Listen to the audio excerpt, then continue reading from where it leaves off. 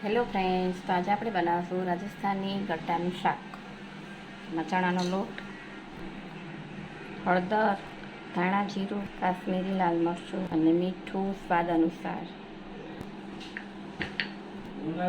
અજમો, જીરું.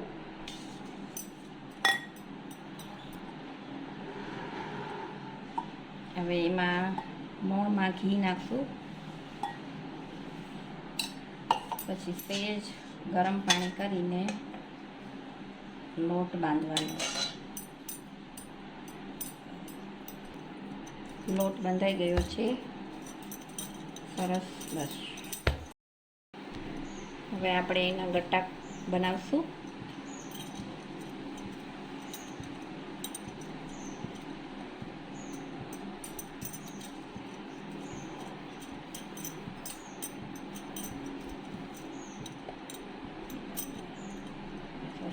ગરમ પાણી લઈને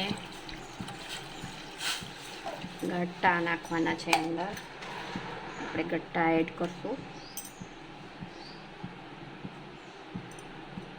બસ બધા ગટ્ટા બની ગયા છે. હવે ગટ્ટાને આપણે ઢાંકી દઈશું એટલે ગટ્ટા જલ્દી ચડી જશે.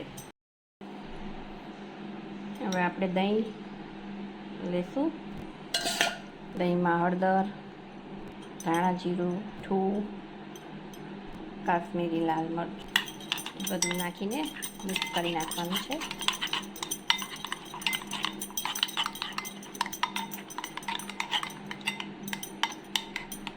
હવે આપણે કઢાઈ લઈશું. એમાં ઘી, વઘાર કરવા માટે ઘી લઈશું. રાજસ્થાની રસોઈમાં, શાકમાં ઘીનો ટેસ્ટ સરસ આવે છે. રાઈ જીરું નાખશું આપણે, પછી હિંગ, પછી લસણ, છીણ સમારેલી ડુંગળી,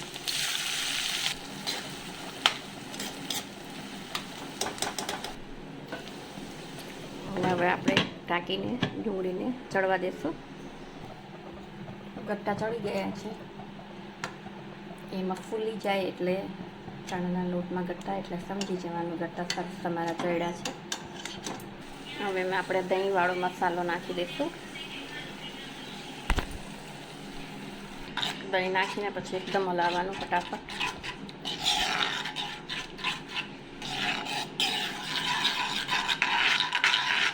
આપણે હવે નાના નાના ગટ્ટા કાપી લઈશું.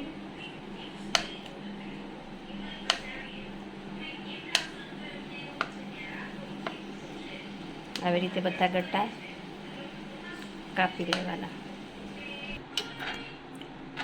હવે આપણે એમાં ગટ્ટા એડ કરી દઈશું અને પછી એકદમ ચડવા દઈશું શાકને.